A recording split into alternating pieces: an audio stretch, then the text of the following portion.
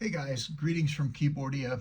It's been a little bit since I've updated recently with video, which Rocco made abundantly clear in his message a couple of days ago. So, making good on his threat and sharing a couple of things that have been done recently. So, I took yesterday and today off to spend on this, and yesterday went from a whole day off to half day off to no day off because real work just got in the way. So I got nothing done.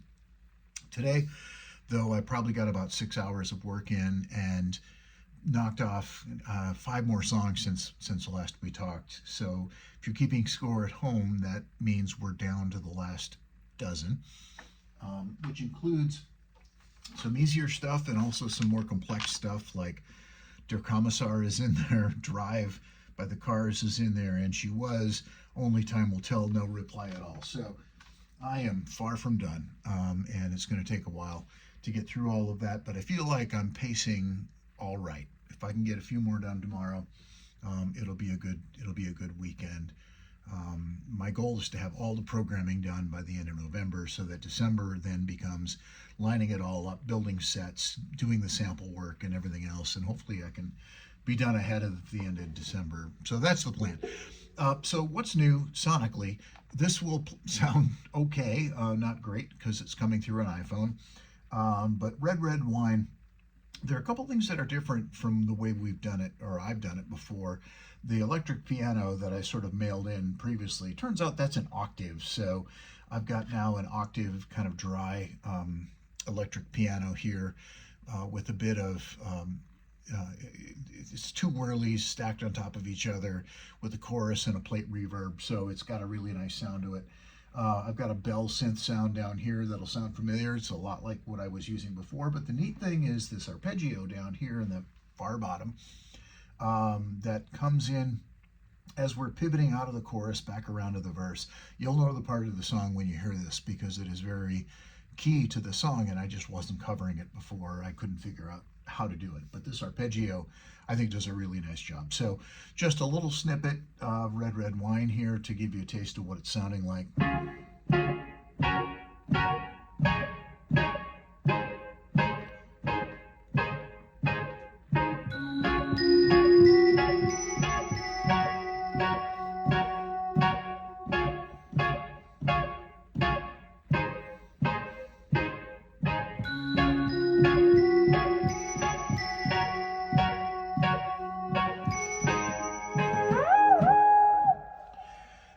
And then, so the arpeggio, very, very cool.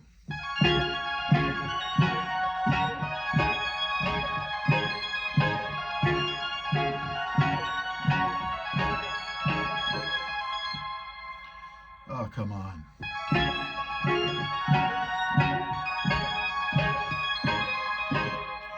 You get the idea. It'll be better the next time. Then today, probably 2.5 hours or so all in was money for nothing, which is like, that should be easy, and it should, but I really wanted to get the sounds right. And getting the sounds right in this case means creating some pretty big layers. And there are 3 parts to this that this keyboard does. The first is the big clav, DX7 clav at the intro, and then that shows up throughout the song in the bass here.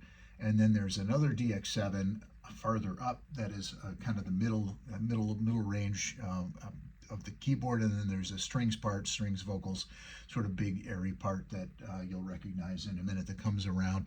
It's in the verses and also in the early choruses. To get the DX7 sound, I used, in both cases, used 2 different DX7 patches that I edited a bit, and then added a third instrument from a third-party software developer that's made one hell of a really nice FM synthesis model after the DX series of keyboards. So 3 sounds make up the bass. 3 sounds, those same 3 sounds are used up here, but they're mixed differently. So each are running through their own 6 channels of mixer independently. So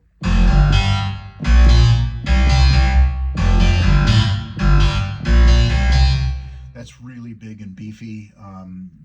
It'll be much more impressive live as opposed to through the iPhone. And then this is, you know, that's a pretty good replication of where it's used in the song. And then there's the in the verses.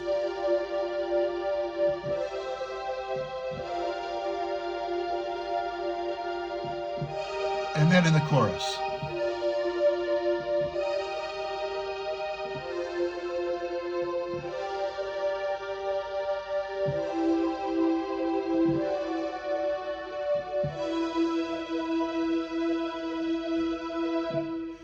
And then I've got a different version of that whole mix for the intro than I do for the rest of the song. And so there's some more complexity there I won't waste your time with.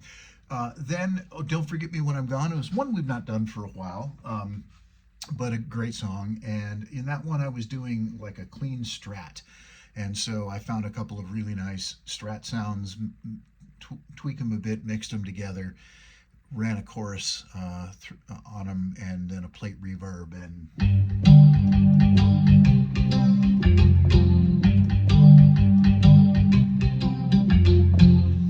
simple. The horns are all covered up here on the Modi X, so that's where the money is in that song. Something you might be more interested in, if you're still here, would be Devil Inside. So there were really just two jobs that this keyboard does in that song.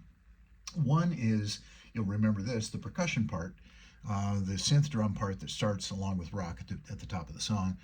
And then there at the very end, I come back to this instrument for the big piano sound as the song is finishing. So I actually couldn't find drums that were pitched the way I wanted to build the percussion part, but I did find sort of three different synth plucks that, when combined and put through the right effects, actually translate beautifully to sounding a lot like the percussion in the recording. And then up here, I've got an acoustic grand, an Oberheim, and a Jupiter mixed together to create sort of that big song sound for the end of the song.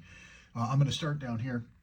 So here's what this sounds like. It's not going to translate well through the iPhone, but here, well, it'll give you an idea.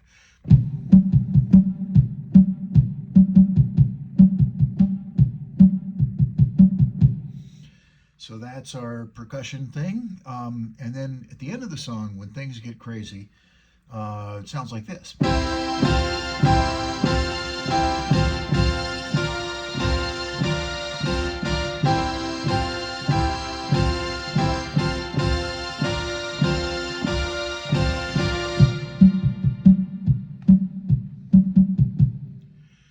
So that's that, which is pretty neat.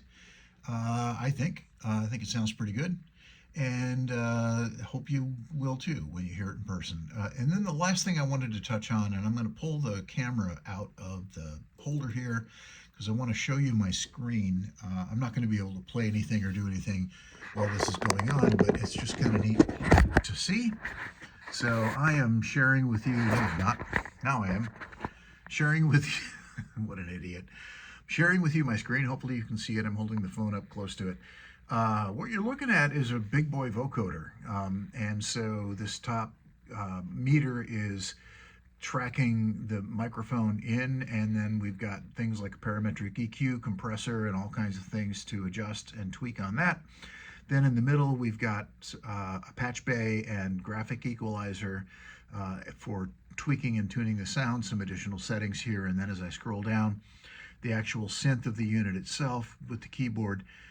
This is a big boy instrument. This is not plug a mic into your Kronos and hope for the best. This really is legit. And so I got it programmed today. I learned to use it, learned to set it up from a hardware standpoint, which couldn't have been easier. It was simply just an input into running a mic into my audio interface.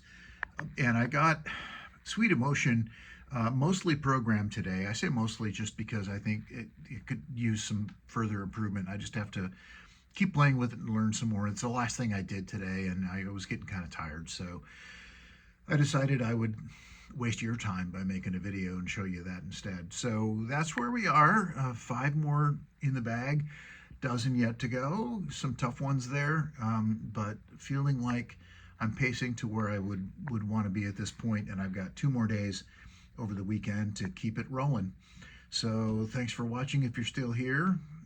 Thanks for indulging me as I am on this crazy ass journey. Have a good night.